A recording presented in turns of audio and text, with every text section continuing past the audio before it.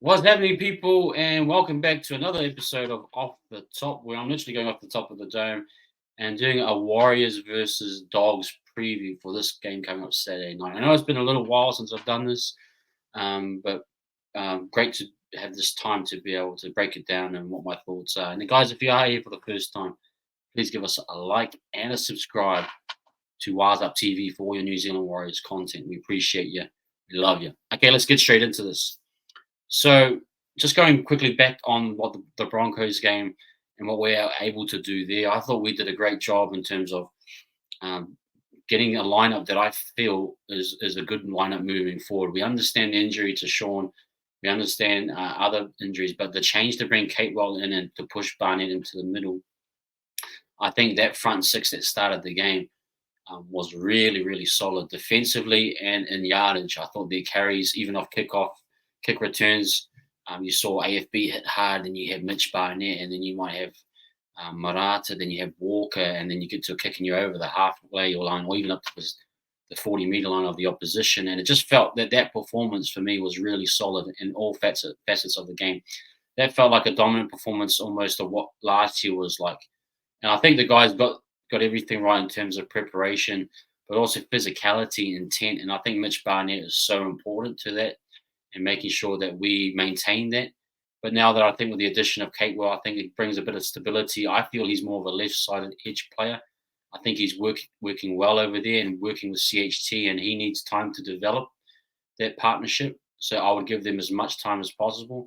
I think pushing forward to the bench is a great idea. I think he's looked a little bit laboured and tired over the last couple of weeks. I think it's a smart move to put him on the bench.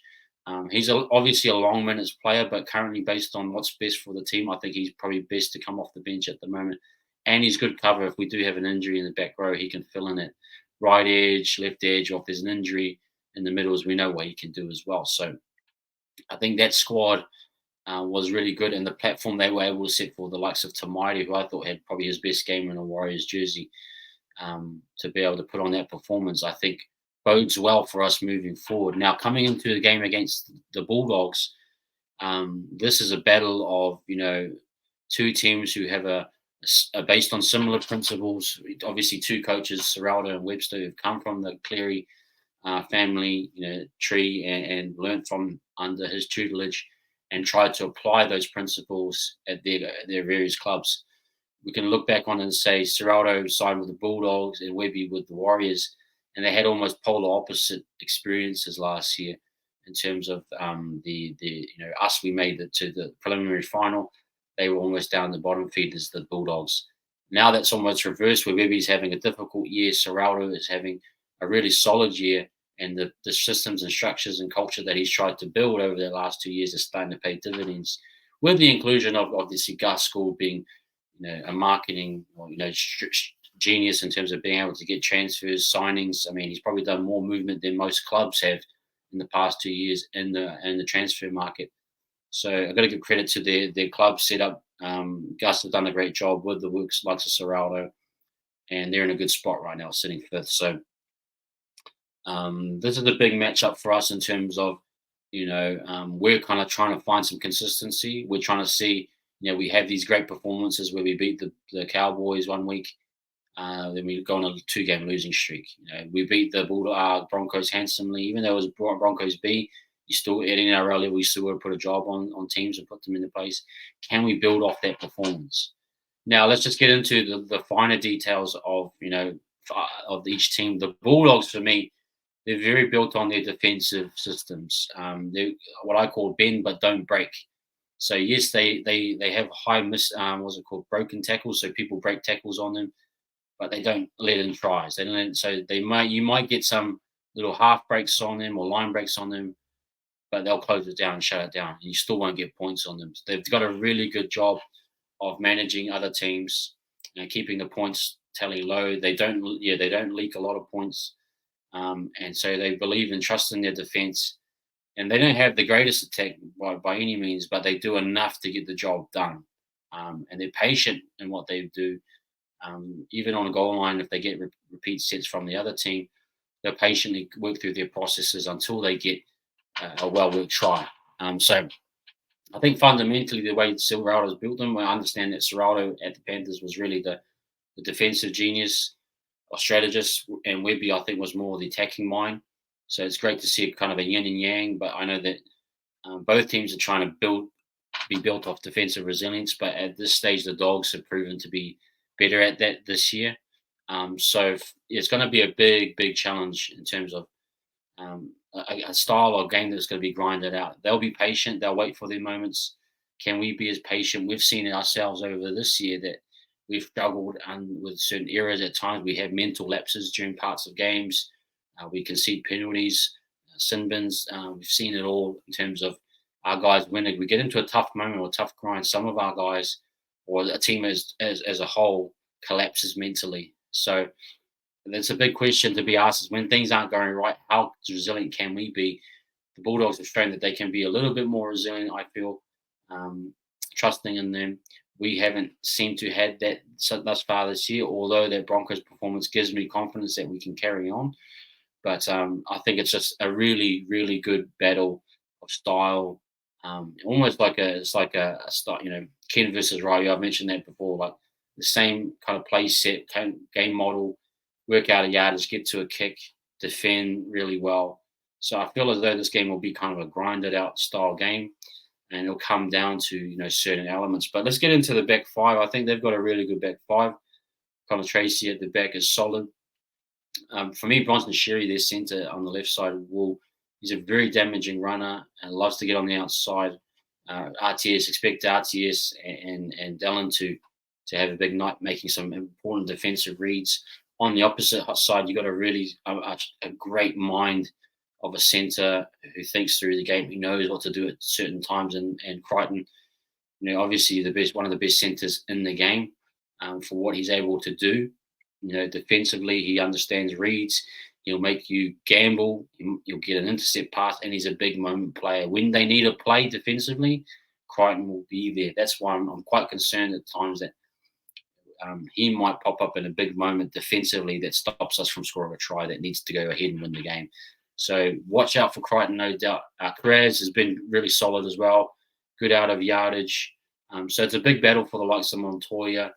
Our centres, Pompey, RTS will have his hands full with Sherry.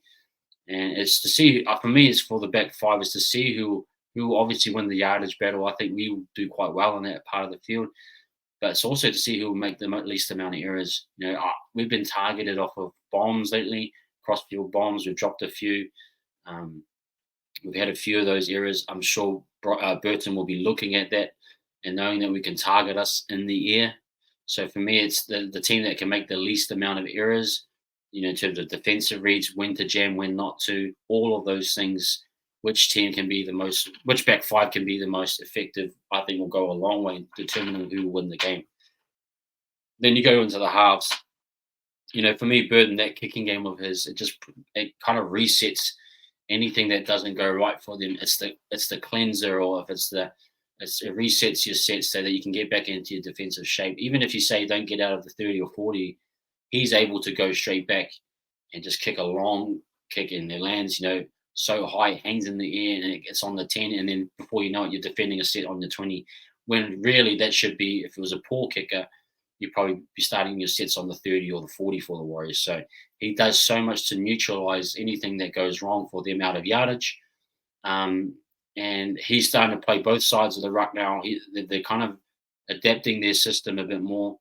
Toby Sexton is really good as well. I had a good chat with my man Ash last night. He talking about Toby Sexton loves to go at the line.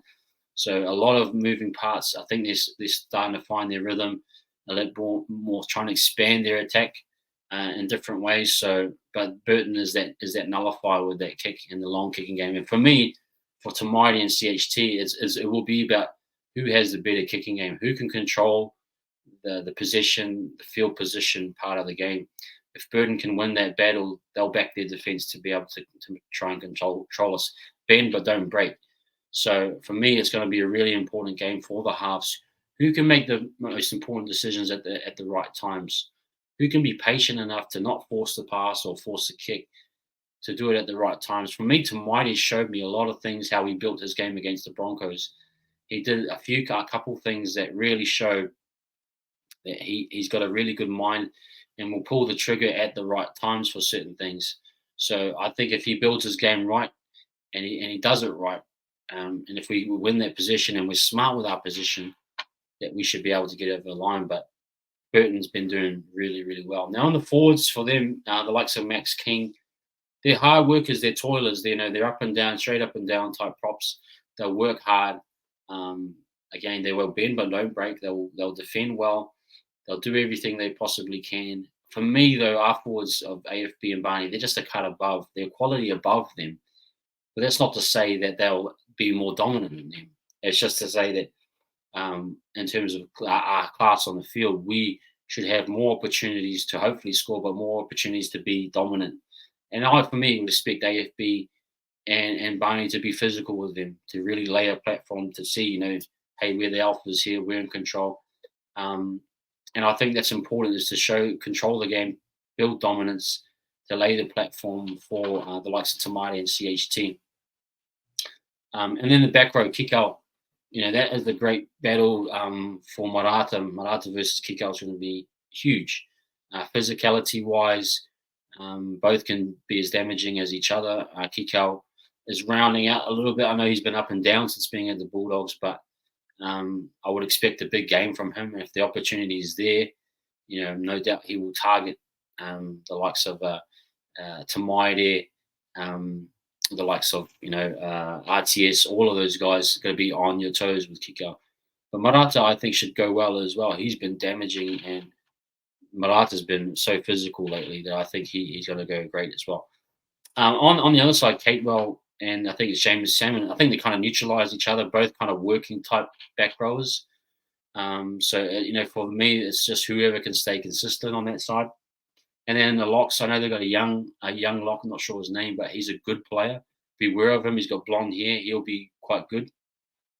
But Dills Walker, for me, should win that position and should be able to control the tempo of the game. I love what I saw from him leg speed-wise and just initiating contact. I mean, I love Dills in terms of he's able to read what the right play is. Sometimes you just need a hard carry. You don't need to play out the back. You don't need to go push the shape. Sometimes just engage the defensive, take a carry, and get to a kick. And that might generate more momentum for the likes of Tamati. So I think Dills' decision-making is so crucial to our team and what he decides to do at that first receiver position that I trust him a lot of the time to get the right decision right. And he does so well to read off those cues, what the defense is doing. Are they retreating? Or is it a hard set line? Maybe I need to go out the back. He knows what to do in each of those situations. So I think he should have a good game, and he'll go a long way too in terms of controlling the tempo, attack-wise, making decisions and helping Tamati and CHT to build a platform that they need to have a successful game. So that's really important for me. Then on the bench, it's a good matchup. Again, the Bulldogs have really hard-working forwards on the bench. Josh Curran, we know what he brings. He's been playing in the middle a lot more, and I think Josh brings quality. It'll be great to see him out there and the boys battle with him. No doubt they'll shake hands at the end of it. But yeah, that should be a good physical battle. And then obviously you've got the likes of our boys, who I think have done really well in the last couple of weeks. Lussick, I think, is great. I think he gives that ability to bring Egan off when things aren't going well. I know Egan is susceptible to those HIAs, the head cuts. Freddie's done such a good job physically. So I think he's going to do well in this game. And then Jazz has been playing really well. I think he's been in form. And then you add in Tohu with that experience and that ball playing. Again, when he comes on, he'll provide a little bit of that structure and how to attack as well. So I think we probably have overall the better bench, but they've got some hard workers in that team. And no doubt they'll be trying to maintain that grinded out style to maintain momentum. So I think for me, just really capping off the game itself, I think it's going to be one of those games where it's going to be super tight. I think it's a grinded out type game. I go back to the point that it's whoever makes the least amount of errors and whoever mentally can capitalize on moments that are given to them. For me, the Bulldogs on paper and technically don't give up too many points. And so the opportunities to score, you have to nail them. You can't give away, putting a grubber in the goal and it's a 7-tackle set. You You can't, put up a bomb and then you knock it on and goal in a 7-tackle set. You have to capitalize on each moment. I thought that's what Tamati did so well last week. Was he made 2 decisions or 3 decisions to kick, one grubber, CHT scored. A grubber for RTS scored. High kick for Dallin scored. So 3 out of 3 in terms of those plays. Can you do the same against the Bulldogs? It's almost like you have to nail your moments with them. But on the other end too, for us defensively, we had to show a little bit more defensive resilience. I forgot to mention Mahoney versus Egan, but Mahoney, he's a quality player. He keeps that tempo going for them. He does kicking out of dummy half, which you have to be aware of as well for C&K and the likes, 40-20s. He's a really kind of solid player. He also gets into an attacking. He can play first receiver at times, so he's got the dynamic player that gives them that little uptick in attack. And so I'd be really cautious of what he does. But Egan, for me as well, he's been playing low key really well. Hasn't been making open line breaks, but he's still been peppering the ruck and doing his thing. Hopefully, there's some more opportunities for him on Saturday. But look, I think it goes back, yes, to who can maximize those moments, who can be patient, who can be the most resilient defensively. And for me, it's not going to be a high-scoring game. I think it'll be a 2-point game. It might be a 20-18, although to the Warriors, although I feel like 24 points is like the key for us in terms of getting to a number that feels really solid. So I'd love to see it more in the terms of 24-20 or 24-18.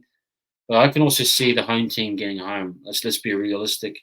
If things aren't going our way and we aren't adapting as we hope we would be, if some of those habits come back to similar to the Titans, where we're not tight around the ruck, where we're not sealing everything up, I would be swaying towards the Bulldogs to come home.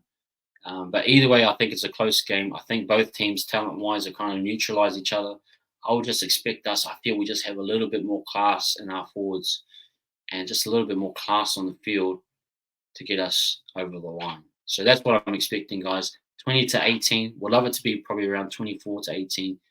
But also there's a side that says the Bulldogs can win it as well. So let's just hope that we go out there and give our best performance. This is a big game. If we get this, we take it into the bye, we get 4 points, and then we start to see ourselves really on the edge of the top 8. And then we've got to make some moves moving into the last part of the season. So anyway, guys, enjoy it. I'll be doing a watch along. Come along on Saturday for the watch along, and join in with me. But otherwise, guys, enjoy the rest of your week. Keep thinking about the team. Back the boys. And we'll see you on Saturday. Up the wire. Stay safe. Peace.